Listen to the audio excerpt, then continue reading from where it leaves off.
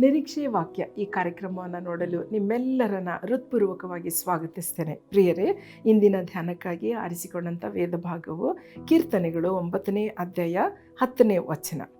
ನಿನ್ನ ನಾಮ ಮಹಿಮೆಯನ್ನು ಬಲ್ಲವರು ನಿನ್ನಲ್ಲಿ ಭರವಸವಿಡುವರು, ಯಾಕೆಂದರೆ ನಿನ್ನ ಮರೆ ಹೋಗುವವರನ್ನು ನೀನು ಕೈ ಬಿಡುವವನಲ್ಲ.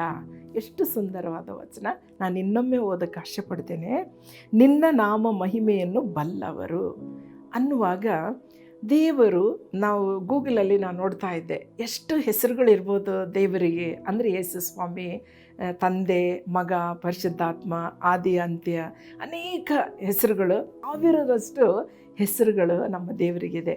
ಆ ಹೆಸರಂದರೆ ಆತನ ಗುಣಾತಿಶಯಗಳು.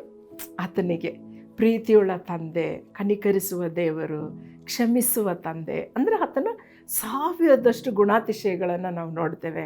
ಆತನು ಪರಾಕ್ರಮಶಾಲಿಯಾಗಿದ್ದಾನೆ.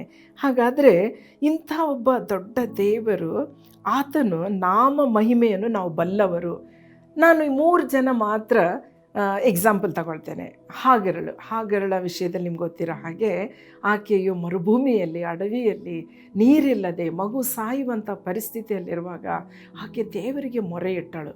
ಆ ಒಂದು ಮರುಭೂಮಿಯಲ್ಲಿ ಚಿಲುಮೆ ಹುಟ್ಟಿ ಅಲ್ಲಿ ನೀರು ಹರಿಯಿತು. ಅದು ನೀರನ್ನು ಕುಡಿಸುವಾಗ ಆ ತಾಯಿ ಹೇಳ್ತಾಳೆ, ನೀನು ಎಲ್ರೋಹಿ ಅಂತ ಹೆಸರಿಡ್ತಾಳೆ. ದೇವರಿಗೆ ಹೆಸರಿಡ್ತಾಳೆ, ನೀನು ಎಲ್ರೋಹಿ, ದೇವರೇ ನನ್ನನ್ನು ನೋಡುವಾತನು ನೀನು ಎಂಬುದಾಗಿ ಹೇಳ್ತಾರೆ.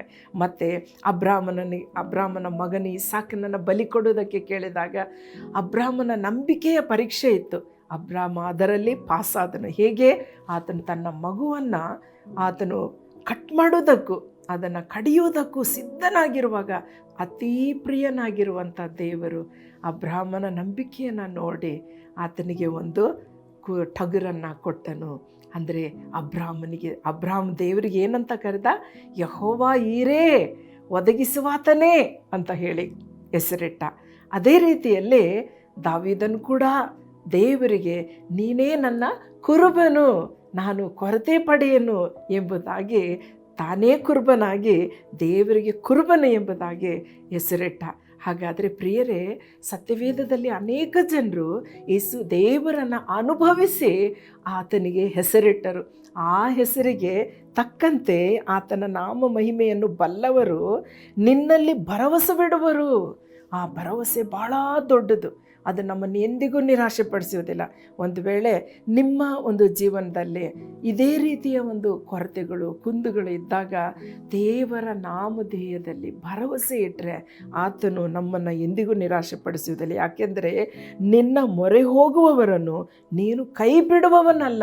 ಇದು 100% ಖಚಿತವಾಗಿದೆ ಪ್ರಿಯರೇ. ನನ್ನ ಜೀವನದಲ್ಲಿ ನಾನು ಅನುಭವಿಸಿದ್ದೇನೆ.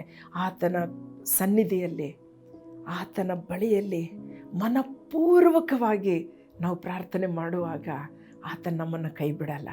ಅದು ಹೇಗೆ ಸಹಾಯ ಬರುತ್ತೋ ಅದು ಅದ್ಭುತ. ನಮ್ಮ ಅನೇಕ ಸಾಕ್ಷಿಗಳಿವೆ. ಒಂದೊಂದು ಸಾಕ್ಷಿಯನ್ನು ಹೇಳಬೇಕಾದ್ರೆ ಅದು ಸಮಯ ಸಾಲದು. ಅಂಥ ದೊಡ್ಡ ಒಂದು ಅದ್ಭುತವಾದ ದೇವರು ನಿಮ್ಮ ಜೊತೆಯಲ್ಲೇ ಆತನಿದ್ದಾನೆ, ನನ್ನ ಜೊತೆಯಲ್ಲಿದ್ದಾರೆ. ಹಾಗಾದರೆ ನಾವು ಆತನನ್ನು ಅನುಭವಿಸೋಣ. ಆವಾಗಲೇ ನಾವು ಆತನ ನಾಮ ಮಹಿಮೆಯನ್ನು ನಾವು ಕಾಣುವವರಾಗಿದ್ದೇವೆ. ಬನ್ನಿ ಪ್ರಿಯರೇ, ಪ್ರಾರ್ಥನೆ ಮಾಡೋಣ. ನಮ್ಮನ್ನು ಬಹಳವಾಗಿ ಪ್ರೀತಿ ಮಾಡೋ ನಮ್ಮ ಪರಲೋಕದ ತಂದೆ, ನೀನು ಇರುವಾತನಾಗಿದ್ದೆ ರಾಜ, ನೀನು ನೋಡುವಾತನಾಗಿದ್ದೆ, ನೀನು ಕೇಳಿಸಿಕೊಳ್ಳುವಾತನಾಗಿದ್ದೆ, ನಮ್ಮ ಮಧ್ಯದಲ್ಲಿ ಇಳಿದು ಬರುವಂಥ ದೇವರಾಗಿದ್ದೆ. ಸೇನಾಧೀಶ್ವರನಾದ ನಮ್ಮ ಪರಲೋಕದ ತಂದೆ, ರಥರಥಾಶ್ವ ಬಲದಿಂದ ನೀನು ಬರುವಾತನಾಗಿದ್ದಿ. ನಮ್ಮ ಹೋರಾಟಗಳನ್ನು ನೀನು ಹೋರಾಡುವತನಾಗಿದ್ದಿ. ಆದರೆ ನಮಗೆ ಭರವಸೆ ಕೊಡುತ್ತೇವಾ, ನಿನ್ನ ಮೇಲೆ ನಂಬಿಕೆ ಕೊಡುತ್ತೇವಾ, ನಾವು ನಿನ್ನಲ್ಲಿ ನಿರೀಕ್ಷೆ ಇಡುವಂತೆ ನಮ್ಮನ್ನು ಸಿದ್ಧಪಡಿಸು ಸ್ವಾಮಿ. ಈ ಕಾರ್ಯಕ್ರಮ ನೋಡುವ ನನ್ನ ಸಹೋದರ ಸಹೋದರಿಯರ ಬಲವನ್ನು ಹೆಚ್ಚಿಸು, ಅವರ ನಂಬಿಕೆಯಲ್ಲಿ ಇನ್ನೂ ದೃಢಪಡಿಸು. ಅಪ್ಪ, ನೀನು ಯಾರೆಂಬುದನ್ನು ಅವರು ಅನುಭವಿಸಿ ಅವರು ಸಾಕ್ಷಿಯಾಗಿ ಬಾಳಲಿಕ್ಕಾಗುವಂತೆ ಕೃಪೆ ನೀಡಬೇಕಾಗಿ ಯೇಸುವಿನ ಹೆಸರಿನಲ್ಲಿ ಪ್ರಾರ್ಥಿಸ್ತೇವೆ ತಂದೆ. ಆಮೇನ್.